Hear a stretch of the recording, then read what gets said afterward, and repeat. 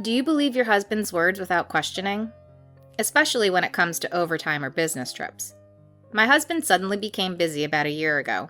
Before that, he used to say things like, "It's important to leave work on time." But now, he says things like, "It seems like they expect a lot from me. I don't mind being relied on. I'll work overtime." I expect him to come home all exhausted, but when he comes home, he seems to be smiling for some reason. When I criticize him about it, he answers, "Oh man, it feels good to be relied on." I can't understand that feeling, but overtime can't be that enjoyable. There's something suspicious about him, not just because of that. He used to never go on business trips, but he has already gone on about 5 trips in the past year. He tells me where he's going, but he doesn't give me the details. "Don't worry, I'm just going to the next state." He tries not to let me delve too deeply into it. What I'm worried about isn't that, though. By the way, my husband also gets excited on the eve of his business trips. When I asked him why he was looking forward to his trip, even though it was business, he said, "What? No, I'm not looking forward to it." But he had the biggest smile on his face, even though he denied it. He doesn't seem to realize that he's bad at keeping secrets. I know my husband is hiding something, but that doesn't mean I'm going to investigate anything. Well, he probably end up accidentally telling me something himself. And since I'm a housewife, there's not much I can do even if I wanted him investigated. For now, I don't plan on asking anyone. Things will get messy if he finds out that I'm suspicious of him. I'm just sitting back and seeing how the whole thing unfolds. I don't know what will happen, but I definitely think my husband is guilty. Maybe evidence will come out from somewhere. I'll keep my eyes peeled while pretending to act normally. At first, I was just confused about many things, but with so much overtime and business trips, our relationship gradually started to suffer, and I'm getting angry that I'm being taken granted for. So I don't think I feel sad anymore. Instead, I feel angry and wonder what I should do when I find out my husband's true nature. My prediction was frighteningly accurate. I didn't confirm it or find evidence in my husband's pocket or anything. The cheating was exposed unexpectedly when he came home on time. He entered the living room with a happy face. "You're home early today." "Yeah, I got off work on time." "Isn't this the first time this week you've left on time?" "Actually, there's something I want to tell you, so I came home early." "Something you want to tell me?"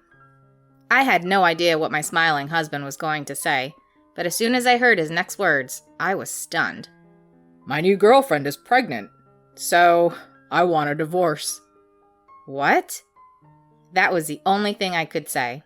I didn't know what he meant exactly, but at this point, I knew for sure that he was cheating. Moreover, his mistress was pregnant. I was at a loss for words. "It's no wonder you're surprised, but I'm serious about her. That's why I decided to have you divorce me as soon as I found out she was pregnant." He seemed not to understand what he was saying. He began to reveal his affair with great joy, and I was confused. I turned to my husband, who was talking excitedly, and said, "Oh, so you were cheating after all. Well, I kind of figured it out." "Oh, you knew? You're smart like that. But if you were ignoring it, that means your love for me had cooled off too, right? We no longer have feelings for each other, so let's get divorced for the sake of the baby that's coming." My husband said that and proudly handed me the divorce papers. I took them with a smile and tore them up into pieces. At that moment, his smile disappeared, and he looked at me in utter surprise. "Huh? Wait, why did you tear it up? I only have that one copy." "Oh, so your partner is pregnant, huh? That's tough." "Right? That's why I have to be there for her and support her until she safely gives birth." "I understand how you feel, but I won't divorce you."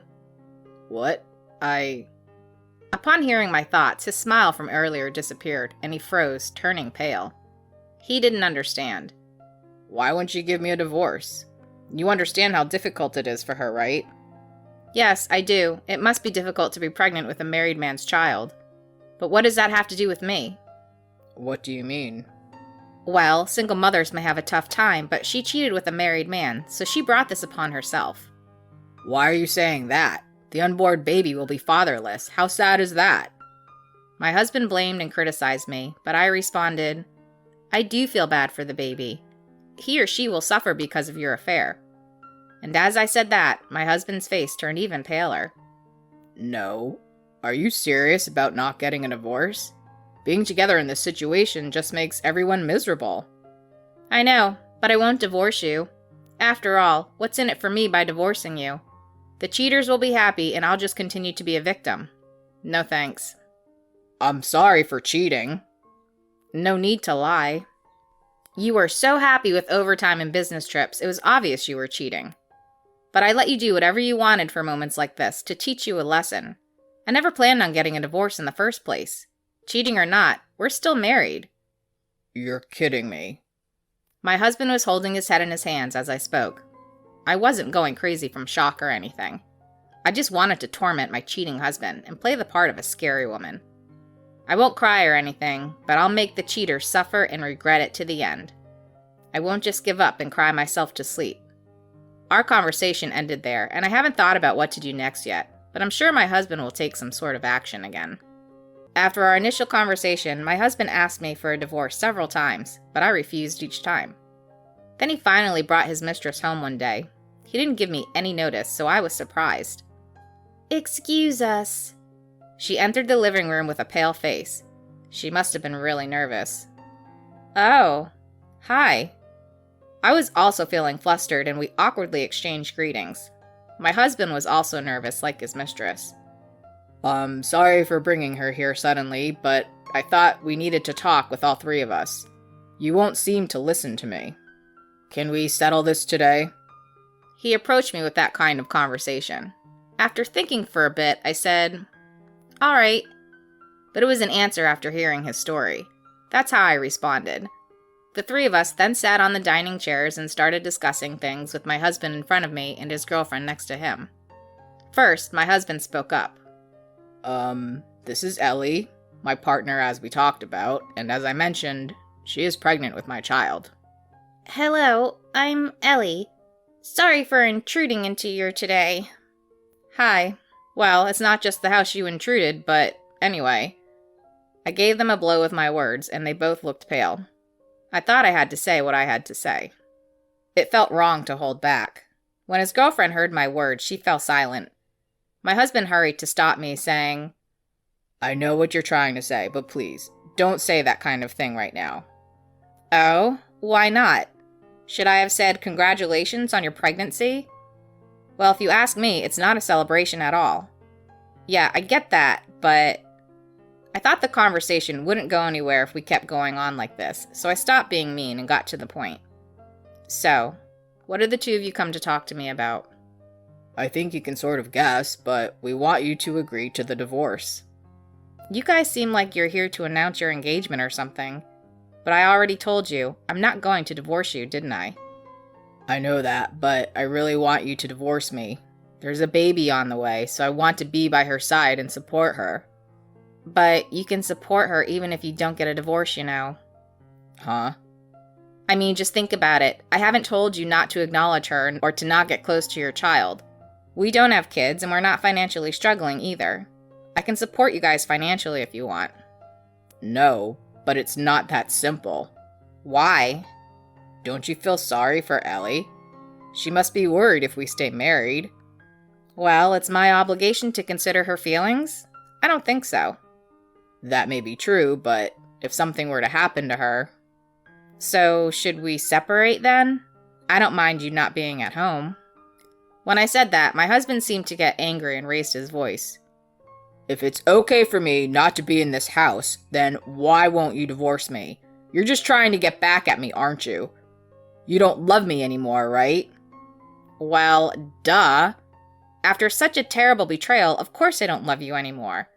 And to answer your question about whether I'm just trying to get back at you or not, the answer is yes. After doing something so terrible, why do I have to agree to a divorce so easily? Why do you think you deserve to be happy after doing such a horrible thing to me? When I said that coldly, Ellie interjected. I'm really sorry. It's my fault for falling in love with a married man. I didn't mean for this to happen.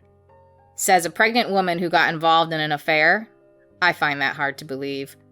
Of course, falling in love is not your fault, but there's an order to things, right? Once it turns into cheating, you're just as despicable. I didn't hold back my words, even to her.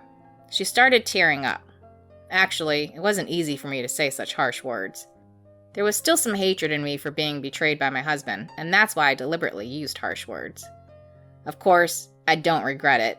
I just wanted them to fully realize how despicable they were. When I pushed her away, my husband resorted to his last option. I understand why you can't forgive me. I did something terrible. I only thought about myself and wanted to divorce quickly to start a new life, but it's not that simple. I'm sorry for completely ignoring your feelings, Lillian. He said that and started to really apologize. She saw that and also started apologizing. I'm really sorry too. Please divorce him. The baby needs a good father. Ellie, do you really understand what's going on here? He isn't a good father to begin with. He cheated while being married and got his mistress pregnant. He's the lowest of the low. To top it off, he smiled and told me who had been with him until now. Just him being the father of that child is quite dangerous. Are you really sure you're okay with that? Well... You probably think you'll be okay, but I thought the same thing at first. But in the end, I was cheated on. And now he's apologizing and asking me for a divorce. We don't have any children together, so the divorce is just our problem. But what will you do if this happens after the child is born? I don't know. See? I think you should think carefully about it and before getting together with him. I finally agreed to the divorce after saying this. Or rather, I had planned to divorce from the beginning and just wanted to decide when the timing was right. For now, I'll sign the divorce papers. However, I'll also be requesting both property division and compensation. Of course, from both of you. That's a little worrying for the future. I don't know how much it will cost to raise a child. That's not my problem. If you can't do that, I won't divorce you. Okay, I'll pay. I don't have any money either. If you don't, then make some or borrow some. I don't care if you have to ask your parents or friends to help you pay. It's too convenient to do something like this and then only care about protecting yourself. When both of you are ready for compensation, please let me know and I'll fill out the divorce papers. All right. Yes, ma'am. After saying that, the couple stood up with a look of despair. I led them to the front door and told my husband, it doesn't matter to me whether you come back or not. But for now, maybe you two need to discuss your future plans as a couple. In the meantime, I would pack my bags and go back to my parents' house.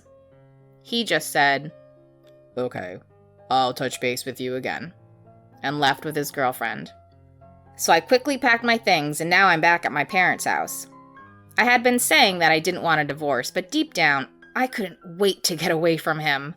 Being able to take control of the situation and lead the conversation really made me feel good. Now I feel like I can start the next chapter of my life. I couldn't allow just the two of them to be happy together. For a while, I'll make sure he regrets cheating on me. After I get the compensation, I won't have any further contact with him and I won't see him again either. I just want to get everything over with quickly. Once I receive the compensation, I plan to look for a job in a new home and work hard. Just because I was cheated on doesn't mean my life is over. In fact, saying goodbye to a man like him and enjoying my life alone would be much better. So I'm not really feeling down. I was able to say everything I wanted to say to my husband and his girlfriend, and now I feel like I can move on without any regrets. I want to take my time for a while and think about my future and start over.